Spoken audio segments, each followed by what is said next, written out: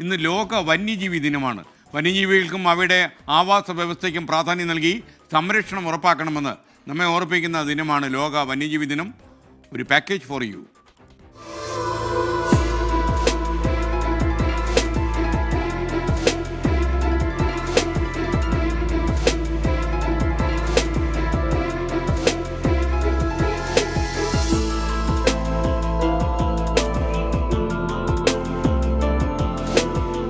ആഗോള വ്യാപകമായി 1 മിനിറ്റിൽ 50 ഏക്കർ മഴക്കാടുകൾക്ക് നാശം സംഭവിക്കുന്നുവെന്നാണ് കണക്ക്.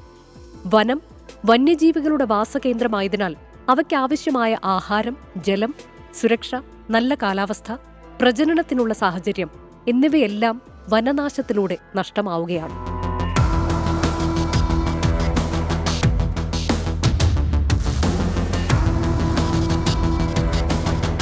മനുഷ്യ വന്യജീവി സംഘർഷങ്ങൾ കേരളത്തിൽ നിരന്തരം വാർത്തയാകുന്ന സമയത്താണ് ഈ വർഷത്തെ ലോക വന്യജീവി ദിനാചരണം. ആവാസവ്യവസ്ഥയുടെ നാശവും പാരിസ്ഥിതിക ഭീഷണികളുമൊക്കെയാണ് വന്യജീവികളെ മനുഷ്യവാസമുള്ള പ്രദേശങ്ങളിലേക്ക് ആഹാരം തേടിയെത്താൻ ഇടയാക്കുന്നത്.